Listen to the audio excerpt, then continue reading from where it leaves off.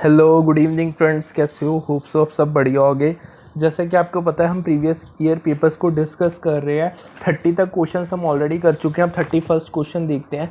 देखो 31st question में उन्होंने क्या है, the assumptions of purchasing power parity theory includes.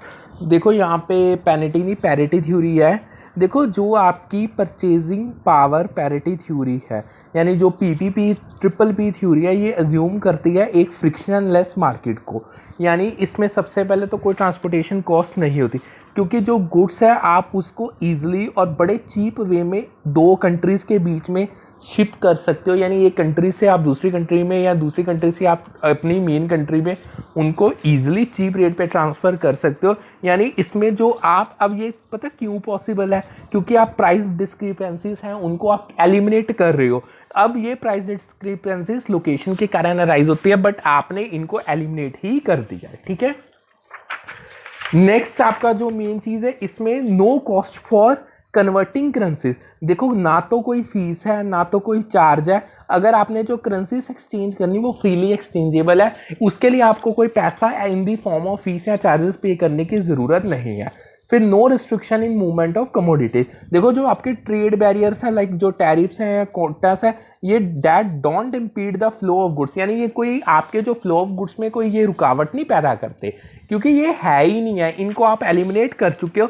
सो अगर मैं आपको सिंपल वे में बताऊं तो जो ऑप्शन नंबर सी, यानी ऑप्शन नंबर सी, जिसमें आपका no transportation cost, no cost of converting currencies, no restriction on movement of commodities, that will be the correct answer for this particular question.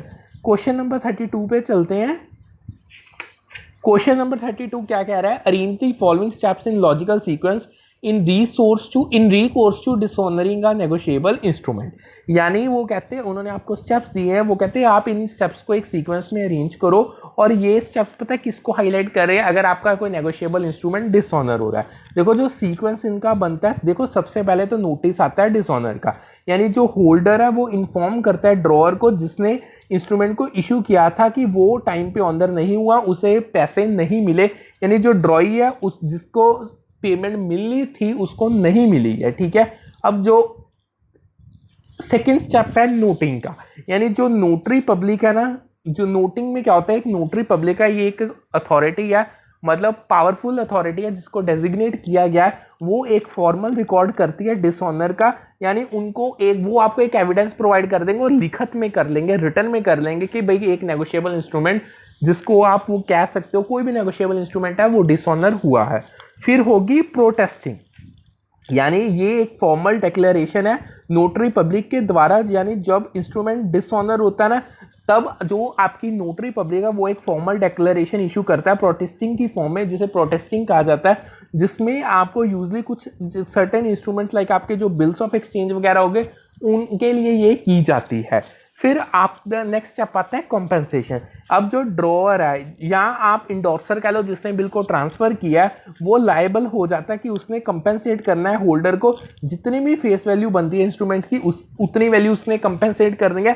इसके अलावा उस जो इंटरेस्ट बनेगा टाइम टू टाइम वो भी पे करना है, और जो प्रोटेस्ट फीस है वो भी लायबल है पे करने के लिए। लास्ट में होती हैं पेनल्टीज, डिपेंड करता है कि भाई आपका इंस्ट्रूमेंट कौन सा है, क्या सर्कमस्टांसेस है जिसमें वो डिसऑनर हुआ है। इसके अलावा जितने भी आपकी जो कॉम्पेंसेशन के अलावा जो आपने इंटरेस्ट पे किया है या आपने प्रोटेस्ट फी पे किया, उसके अलावा भी आप एडिशनल पेनल्टीज अप्लाई कर सकते हो डिसऑनर के टाइम पे। सो ऑप्शन नंबर ए, यानी जो सीक्वेंस है वो है DACBE, where that will be the correct answer for this question। 33rd question पे चलते हैं। Arrange the following goods and services in the increasing order of underlying income elasticity of demand.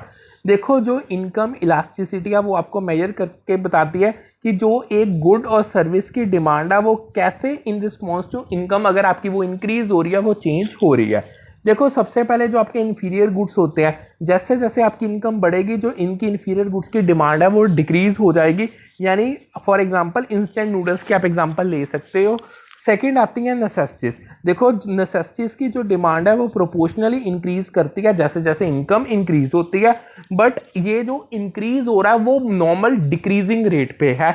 अगर मैं आपको इसकी एग्जांपल दूं, आपका नॉर्मल फूड हो गया, बेसिक क्लोथिंग होगी, नॉर्मल गुड्स वो है जिनकी डिमांड इंक्रीज होगी more than proportionally with income, यानी इनकम जितने प्रोपोर्शन से इंक्रीज हो रही, नॉर्मल गुड्स की डिमांड उस प्रोपोर्शन से ज्यादा इंक्रीज होगी। इसकी अगर एग्जांपल दूं तो रेस्टोरेंट की मील्स हो गई, इलेक्ट्रॉनिक्स हो गए, फिर आती हैं सर्विसेज। इनकम इलास्टिसिटी वेरी करती है, बहुत जनरली वो इंक्रीज होगी जैसे जैसे इनकम इंक्रीज होगी। अब ट्रैवल एंटरटेनमेंट इंडस्ट्री इस चीज की बेस्ट एग्जांपल है। लास्ट में आती है लग्जरीज। देखो डिमांड सिग्निफिकेंटली फास्टर इंक्रीज होगी इन रिस्पॉन्स टू इनकम। अगर मैं आपको कहूँ luxury cars, designer clothing will be the best example for this. So जो करेक्ट सीक्वेंस है वो है पहले इंफीरियर गुड जिनकी इनवर्स है, यानी अगर वो इनकम बढ़ेगी उनकी डिमांड डिक्रीज हो जाएगी, और फिर आएंगी नेसेसिटीज, फिर आएंगे नॉर्मल गुड्स, फिर सर्विसेज और luxuries. So option number A will be the correct answer. आगे बढ़ते हैं। 34th क्वेश्चन मैचिंग का क्वेश्चन है।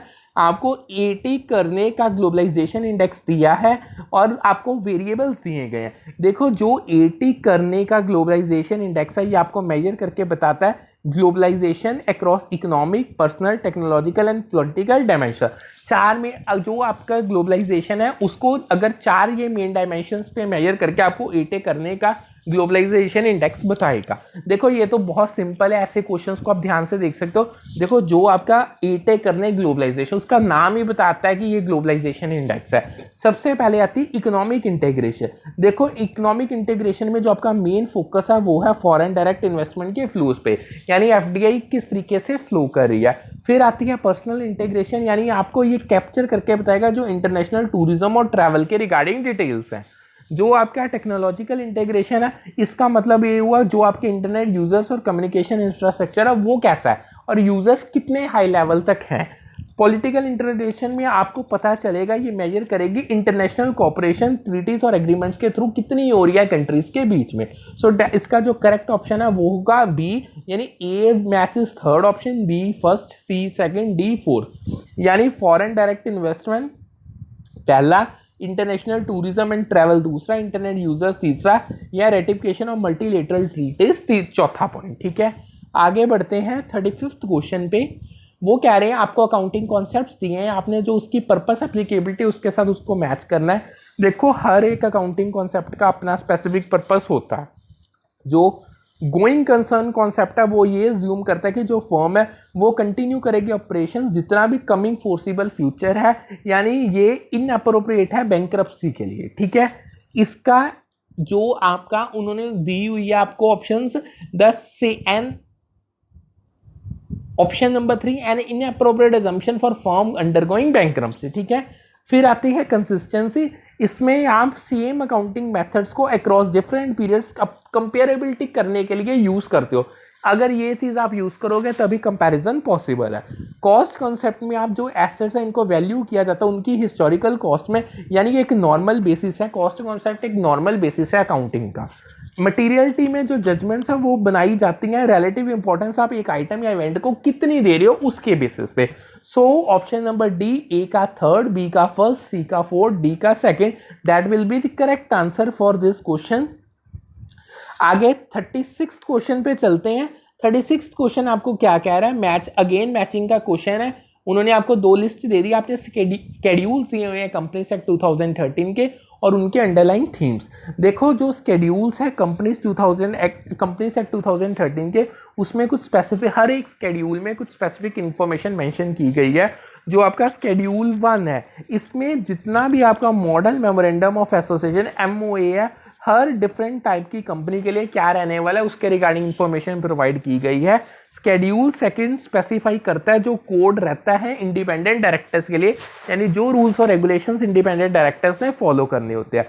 जो स्केड्यूल 3 है ये आउटलाइन करता है क्या फॉर्मेट रहेगा अगर आपने बैलेंस शीट और statement of profit and loss को प्रिपेयर करना है। और जो स्केड्यूल 4 है ये डिफाइन करता है जो रेट्स आप यूज करोगे डेप्रिसिएशन को कैलकुलेट करने के लिए हर एक डिफरेंट एसेट क्लास के लिए। So option number B will be the correct answer for this question.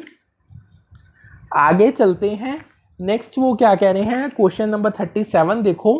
37th question में वो कह रहे on attaining the age of maturity a minor's agreement. देखो जब जो माइनर का एग्रीमेंट है उसको जनरली वाइडेबल कंसीडर किया जाता है, बट जब एक बार जो माइनर है वो मेजोरिटी पे पहुंच सकता है तो उसके पास ऑप्शंस हैं, या तो वो जो रेटिफाई है नॉट, पहले रेटिफाई का एक ध्यान से समझो। रेटिफाई वर्ड का अगर इस क्वेश्चन में यूज हुआ है, रेटिफाई का क्या मीनिंग है, नॉट एप्लीकेबल, यानी they can not validate a voidable agreement. ये ध्यान से लाइन समझो। देखो अगर कोई कॉन्ट्रैक्ट स्टार्टिंग से ही वॉइडेबल है, चाहे माइनर मेजॉरिटी पे भी पहुंच गया, बट वो एग्रीमेंट को आप वैलिड नहीं कर सकते, सो रेटिफाई नहीं किया जा सकता।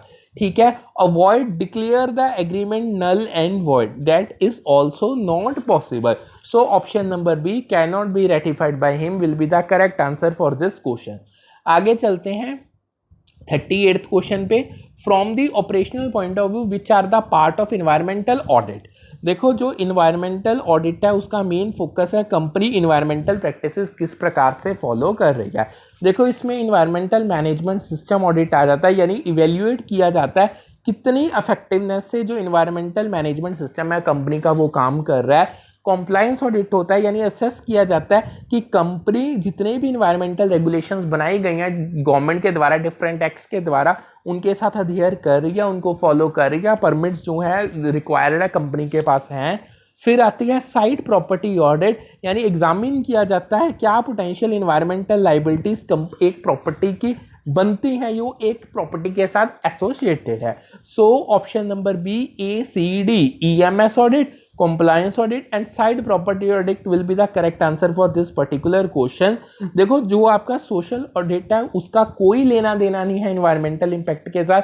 जो आपका एनर्जी ऑडिट है ये फोकस करता है कि भाई एनर्जी कितनी एफिशिएंटली काम कर रही है, but may be included in comprehensive environmental audit, ना कि सिंपल इन्वायरमेंटल ऑडिट में। ठीक है, आगे बढ़ते हैं 39th क्वेश्चन में, अ box plot is a graphical summary measure of data that displace. देखो जो बॉक्स प्लॉट है ये एक विजुअल रिप्रेजेंटेशन है डाटा डिस्ट्रीब्यूशन की। इसमें मीडियन आ जाता है, यानी ये मिडल वैल्यू होती है जब डाटा को आप एक ऑर्डर में असेंडिंग एंड डिसेंडिंग में अरेंज करते हो। क्वार्टाइल्स आ जाते हैं, यानी लोअर क्वार्टाइल अपर क्वार्टाइल। जब आप इन दोनों को डिवाइड करते हो जो डाटा है उसको 4 इक्वल पार्ट्स में, वो होते हैं क्वार्टाइल्स। फिर आते हैं आउटलायर्स, ये एक्सट्रीम वैल्यूज है जो whisker that were beyond the whiskers of box plot, यानी जो बिल्कुल बाहर बाहर वैल्यूज है। सो C, D and B will be the correct answer. Option number C will be the correct answer for this question. देखो जो मीन और mode है, ऑल्दो वो नॉट, जो बॉक्स प्लॉट है उसमें ऑल्दो आप उसको डायरेक्टली डिस्प्ले नहीं करते, बट जो मीन है उसको आप रिप्रेजेंट कर सकते हो with the symbol with in the box. ठीक है, 40th क्वेश्चन पे चलते हैं। Who was of the opinion that labor was the father of wealth and it must be included in any estimate of national wealth? देखो जो William Petty था, being a 17th century economist, उसने argue किया था कि जो labour है उसने बहुत क्रूशियल इंपॉर्टेंट रोल प्ले किया था वेल्थ को क्रिएट करने में। सो उसने क्या किया, उसने जो लेबर की वैल्यू है उसको अपने एस्टिमेट्स में नेशनल वेल्थ के इंक्लूड कर दिया, यानी वो डेविएट कर रहा था, जो उसका पॉइंट ऑफ व्यू था वो सबसे अलग था, यानी जो कॉमन व्यू थे उस टाइम पे उससे सबसे अलग व्यू विलियम पेटी ने दिया था, जिसने लेबर की वैल्यू को अपने एस्टिमेट्स में इंक्लूड कर लिया था। So option number B William Petty will be the correct answer, जिसको फादर ऑफ नेशनल वेल्थ कहा गया है। अब 41 क्वेश्चन पे चलते हैं, वो क्या कह रहे हैं, in the process of perception Which one of the following is not an external factor influencing selection of stimuli? देखो अगर हम बात करें परसेप्शन की तो उसमें दोनों एक्सटर्नल फैक्टर्स यानी stimuli from the environment and internal factor यानी जो आपके पास्ट एक्सपीरियंस एक्सपेक्टेशंस वगैरह वो दोनों आ जाते हैं। अगर हम ध्यान से बात करें और गौर से बात करें, जो वाइल जो आपके एक्सपीरियंसेस हैं वो शेप करते हैं आप स्टिमुली को देखते किस तरीके से, आपका चीज़ों को देखने का नज़रिया क्या है, यानी ये एक एक्सटर्नल फैक्टर ही नहीं है इट्सेल्फ, यानी it's not an external factor itself. जो आपके एक्सटर्नल फैक्टर्स हैं जो इन्फ्लुएंस करते हैं आपकी स्टिमुली की सिलेक्शन को, आपने चीज़ों को सिलेक्ट किस प्रकार करना है, उसमें सबसे पहले आती है फैमिलियरिटी, यानी जो आप कितनी ज़्यादा अटेंशन अपने फैमिलियर ऑब्जेक्ट जिसके साथ आप ऑलरेडी फैमिलियर हो उसको कितनी अटेंशन देते हो, इन अगर हम इस चीज को कंपेयर करें विद अनफैमिलियर ऑब्जेक्ट। फिर आती है रेपिटेशन, आपका जो रिपीटेड एक्सपोजर है स्टिमुलस को लेके, यानी आप जो चीज को बार बार देखते हो उसको आप कितनी आपके उस चीज की अटेंशन ग्रैबिंग पावर कितनी है। यानी कई बार कई चीजों आप दूसरी बार देख के बोर हो जाते हो, पर जिंदगी में कई चीजें ऐसी होती है जिनको आप बार बार देखते ही रहते हो। फिर आती है नोवेल्टी, यानी जितनी नई और अनयूजुअल स्टिमुली मिलेगी उतना ही आप उसका आपकी अटेंशन वो कैप्चर करेगी, आपका इंटरेस्ट जनरेट होगा। सो सिंपल भाषा में अगर बताऊं तो जो आपका एक्सपीरियंस है वो एक्सटर्नल फैक्टर नहीं है, और रेस्ट जो आपके फैमिलियरिटी, रेपिटेशन और नोवेल्टी वो तीनों ही एक्सटर्नल फैक्टर है। So option number A will be the correct answer for this question. 42वें क्वेश्चन पे चलते हैं, 42 क्वेश्चन पे। As suggested by Collins arrange the following leadership levels in sequentially higher order. देखो जो जिम कॉलिंस, जिस Collins का यहाँ पे जिक्र हुआ वो था जिम कॉलिंस, जिसने अपनी बुक गुड टू ग्रेट में एक हिरार्की लीडरशिप की प्रेजेंट की थी। यानी सबसे पहले आता है हाईली कैपेबल इंडिविजुअल, जो अब ये हाईली कैपेबल इंडिविजुअल पोजेस करता है बेसिक स्किल्स और टैलेंट जो एक रोल के लिए जरूरी है। फिर आते हैं कंट्रीब्यूटिंग टीम मेंबर, जो अफेक्टिवली काम करते हैं अपनी टीम के अंदर और उसमें पॉजिटिवली कंट्रीब्यूट करते हैं। फिर आता है कॉम्पिटेंट मैनेजर, जो ऑर्गेनाइज करता है, प्लान करता है और जितने भी टास्क हो रहे हैं उनको अच्छे से एफिशिएंटली मैनेज करता है। अफेक्टिव लीडर ये मोटिवेट करता है, इंस्पायर करता है दूसरों की, ताकि गोल्स को टाइम पे अचीव किया जा सके। फिर आते हैं एग्जीक्यूटिव, ये आपकी ओवरऑल विजन और डायरेक्शन ऑर्गेनाइजेशन की सेट करेंगे। So option number B CEADB will be the correct answer. 43rd question पे चलते हैं। Substitution effect is usually larger than the income effect in real world because. देखो जो आपका सब्स्टिट्यूशन इफेक्ट है और जो आपका इनकम इफेक्ट है, ये दोनों इकोनॉमिक कॉन्सेप्ट है जो एक्सप्लेन करते हैं कि भाई प्राइस का जो चेंज होगा उसका किस प्रकार इंपैक्ट पड़ेगा डिमांड पे। यानी प्राइस तो देखो चेंज होगा ही होगा, अब उस प्राइस चेंज का डिमांड पे किस प्रकार इंपैक्ट पड़ेगा, ये आपको दोनों इफेक्ट्स बताते हैं। देखो जो सब्स्टिट्यूशन इफेक्ट है, जब आपके गुड का प्राइस बढ़ता है और जो कंज्यूमर है उसकी टेंडेंसी क्या है, वो उसको सब्स्टिट्यूट करेगा टूवर्ड्स चीपर अल्टरनेटिव्स। अब जो इसका इंपैक्ट है वो डिपेंड करता है अवेलेबिलिटी कितनी है सब्स्टिट्यूट की और क्लोजनेस कितनी है सब्स्टिट्यूट, यानी क्लोज सब्स्टिट्यूट्स अवेलेबल है या नहीं है।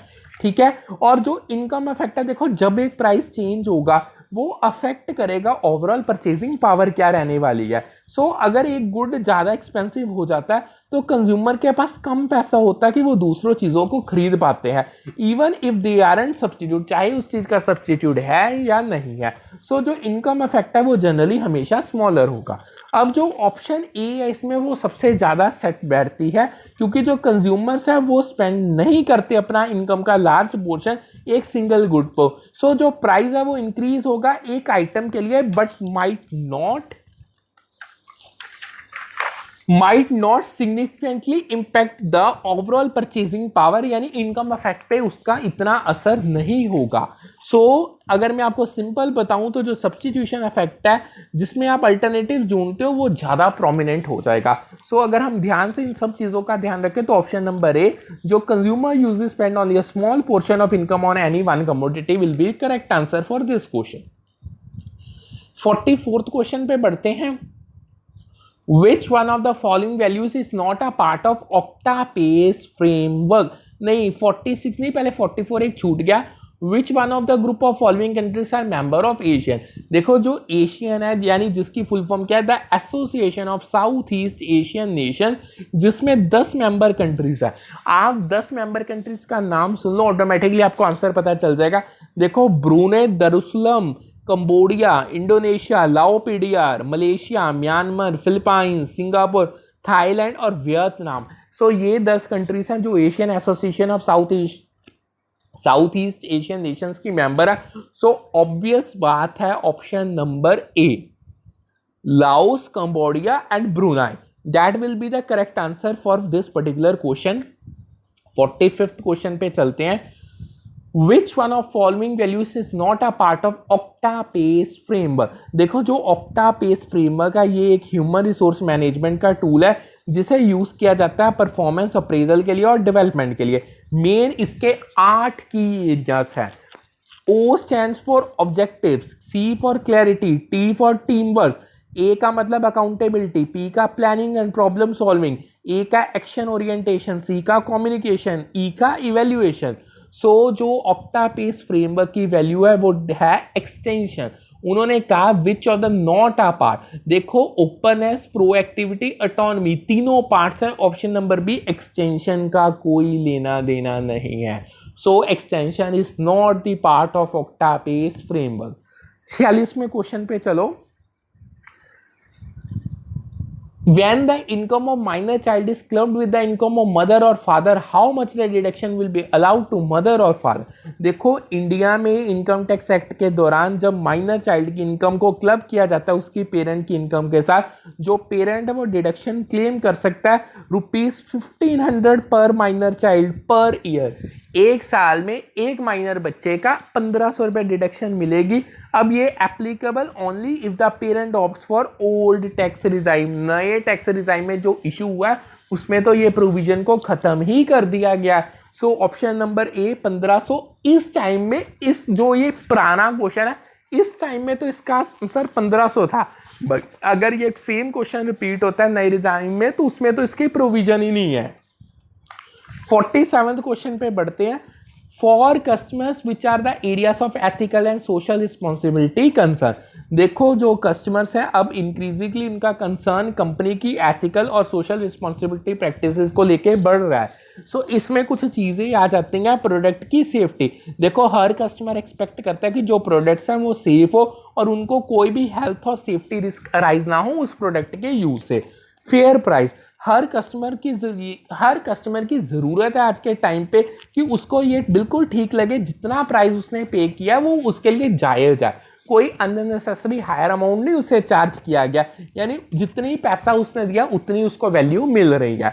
तीसरा प्रॉपर डिस्क्लोजर एंड इन्फॉर्मेशन। देखो कस्टमर्स एक्सपेक्ट करते हैं कि भाई एक्यूरेट और ट्रांसपेरेंट इन्फॉर्मेशन प्रोडक्ट, सर्विसेज और बिजनेस प्रैक्टिसेस को लेकर उनके पास मिल जाए। क्वेश्चन में उन्होंने क्या कहा था? For customer which are areas of ethical and social responsibility. So option number D ABE, यानी प्रोडक्ट की सेफ्टी, फेयर प्राइस और proper disclosure and information will be the correct answer. अब देखो जो फेयर वेजेस है, ऑल्दो ये चीज़ important है सोशल रिस्पॉन्सिबिलिटी के साथ, बट इसका डायरेक्टली कोई कस्टमर के साथ कोई लेना देना नहीं। कस्टमर को क्या मतलब है कि भाई आप अपने एम्प्लॉयज को वेजेस दे रहे हो, उनका इस चीज़ का बाइंग डिसीजन पे कोई फर्क नहीं पड़ता। और जो टोटल क्वालिटी मैनेजमेंट है ये एक इंटरनल बिजनेस प्रोसेस है और इसका भी कस्टमर के कंसर्न के साथ कोई लेना देना नहीं है। 48वें क्वेश्चन पे चलते हैं। Under which of the following market structures products are differentiated and close substitute. देखो हर एक मार्केट स्ट्रक्चर में डिफरेंसेस हैं। अब जो ये डिफरेंसेस हैं ये कई डिफरेंसेस के बेसिस कंपटीशन है, कई के प्रोडक्ट की कैरेक्टरिस्टिक्स हैं। अब जो मोनोपोलिस्टिक कंपटीशन है इसमें सेलर्स तो बहुत होंगे बट वो हमेशा similar but not differentiated products बेचेंगे, लाइक क्लोथिंग के ब्रांड्स होंगे।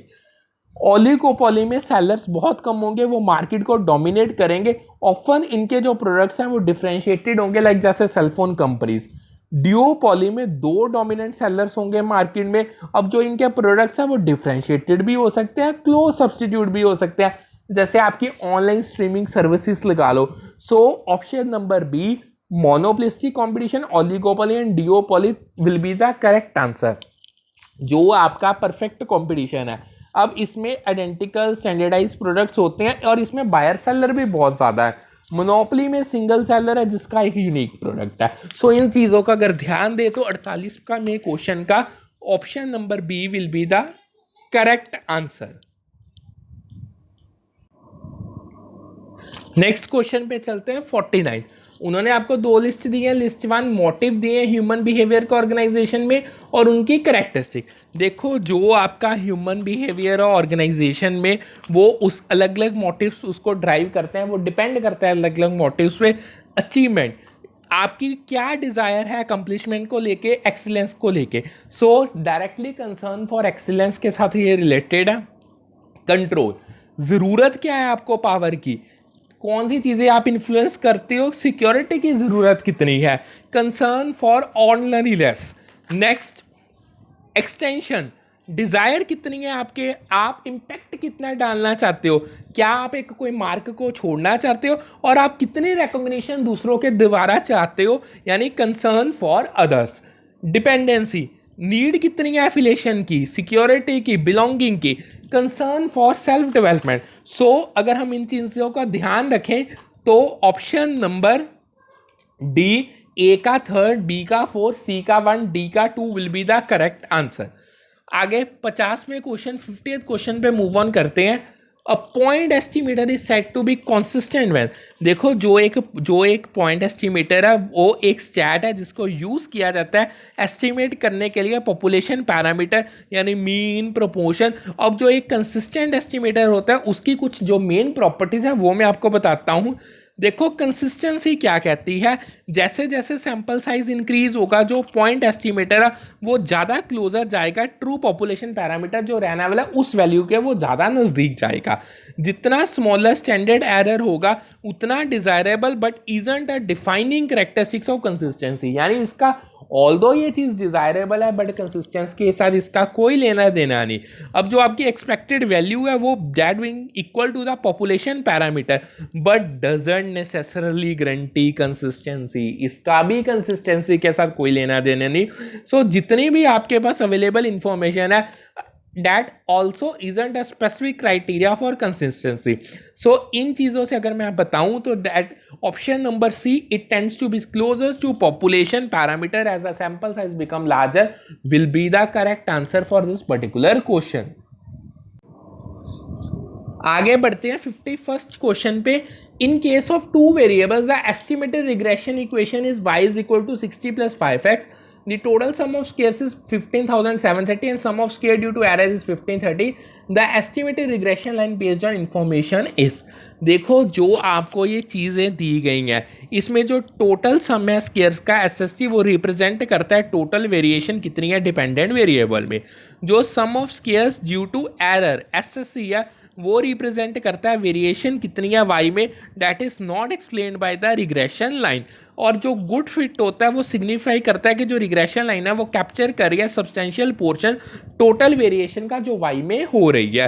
सो अगर हम इस केस की बात करें जो एसएससी है जो 1530 का वो लो है अगर उसको एसएसटी के साथ कंपेयर किया जाए जो 15,730 है। सो जो ये इंडिकेट करता है कि जो मॉडल है वो एक्सप्लेन करता है कि जो सबसे ज़्यादा वेरिएशन वाई में हो रही है। So suggesting a good fit.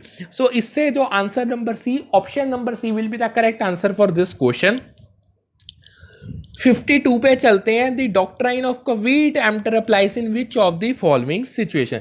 देखो जो कवीट एम्प्टर है ये एक लैटिन फ्रेज है जिसका मीनिंग है let the buyer beware, यानी ये तब अप्लाई करता है जब बायर एक कि यानी ये सिंपल ये कहता है कि बायर की एक प्राइमरी रिस्पॉन्सिबिलिटी है कि उसने गुड्स को खरीदने से पहले उनको इंस्पेक्ट करना है, उनको अच्छे से इवेल्युएट करना है। सो ये स्पेशली ट्रू तब होगी जब the buyer doesn't rely on specific descriptions और वारंटी फ्रॉम द सेलर, यानी जब बायर इन चीज़ों पे रिलाई ही नहीं करता जो डिस्क्रिप्शन उसको सेलर दे रहा है और जो बायर है उसके पास पूरी एक अपॉर्चुनिटी है कि वो गुड्स को थॉरली एग्जामिन कर सकता है।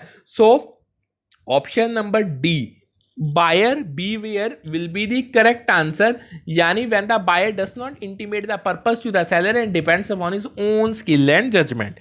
53rd क्वेश्चन पे चलते हैं। वो कहते हैं इन totalitarianism called authoritarianism individual freedom is subordinated to power of authority of a group or state, which of the following is not a type of totalitarianism.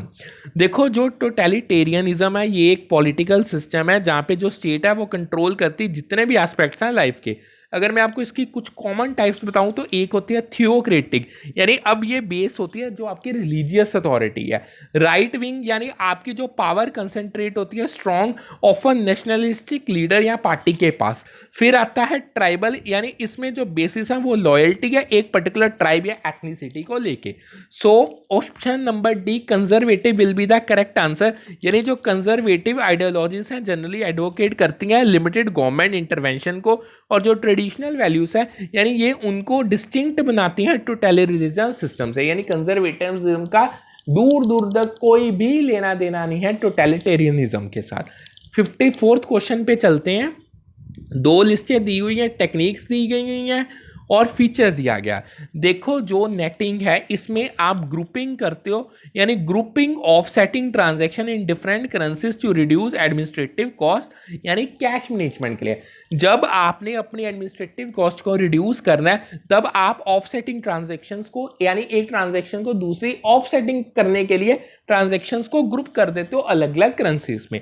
Financial hedge में आप फाइनेंशियल इंस्ट्रूमेंट्स को use करते हो, जैसे future options को use किया जाता है जो आपके पोटेंशियल लॉसेस होने वाले हैं एक्सचेंज रेट फ्लक्चुएशन से, उनको ऑफसेट करने के लिए। नेचुरल हेज में, यानी ये इसमें आप बिजनेस एक्टिविटीज को इस तरीके से करते हो जो नेचुरली ऑफसेट कर देती हैं फॉरेन एक्सचेंज रिस्क को, यानी नेचुरली मतलब आप एक्सपोर्ट इंपोर्ट ही सेम करेंसी में करते हो। पूलिंग में, यानी इसमें आप सेंट्रलाइज कर देते हो मैनेजमेंट, यानी सेंट्रलाइज्ड मैनेजमेंट करते हो सरप्लस कैश की from subsidiaries in various countries. जितनी भी आपकी सब्सिडरी अलग अलग कंट्रीज में है उनसे जो आपके पास सरप्लस कैश है उसकी आप सेंट्रलाइज्ड मैनेजमेंट करते हो। सो ऑप्शन नंबर बी आपका ए का फोर्थ, बी का थर्ड, सी का फर्स्ट, सी का सेकंड और डी का first will be the correct answer. That will be the, अगर आप ध्यान से देखो, ए का फोर्थ, बी का थर्ड, सी का थर्ड, सी का सेकंड एंड डी का first. So that will be the correct answer. 55th question पे चलते हैं। The sales chap in which a salesperson learns as much as possible about a prospective customer before making a sales call is known as। देखो जो pre approach stage होती है वो crucial है sales people के लिए। अगर उन्होंने रिसर्च कंडक्ट करना है और इन्फॉर्मेशन गैदर करनी है पोटेंशियल कस्टमर्स को लेके उनसे इनिशियल कांटेक्ट करने से पहले, तो इसमें सबसे पहले नीड्स को आइडेंटिफाई किया जाएगा और पेन पॉइंट्स को आइडेंटिफाई किया जाएगा। फिर समझोगे आप कस्टमर की इंडस्ट्री को, कंपनी को आप समझोगे, फिर रिसर्च करोगे कॉम्पिटिटर्स के रिगार्डिंग और कस्टमर का बाइंग प्रोसेस क्या रहता है। सो अब अगर आप थॉरली इन चीज़ों के लिए प्रिपेयर करते हो तो जो सेल्स पीपल है वो टेलर कर सकते हैं अपनी अप्रोच को, अपनी प्रेजेंटेशन को और सोल्यूशंस को, ताकि जो रेसोनेट किया जा सके कस्टमर की स्पेसिफिक सिचुएशन को। सो option number 6 pre approach will be the correct answer. 56th question पे बढ़ते हैं। Which of the interventions can be used to manage the anxiety created by mergers and acquisitions? देखो जब आप स्पीड अप करते हो अपने इंटीग्रेशन प्रोसेस को, ये असलियत में एंजाइटी को इंक्रीज कर देता है। यानी अब ये एंजाइटी इंक्रीज क्यों होगी? क्योंकि एक सेंस ऑफ अर्जेंसी और अनसर्टेनिटी क्रिएट हो जाती है, और जो आपके डिसएंगेजमेंट एफर्ट्स हैं लाइक आपके टर्मिनेशन सेरेमनीज, ये काउंटर प्रोडक्टिव है एंजाइटी को मैनेज करने के लिए। अगर मैं आपको मोस्ट इफेक्टिव ऑप्शंस की बात करूं इस क्वेश्चन में,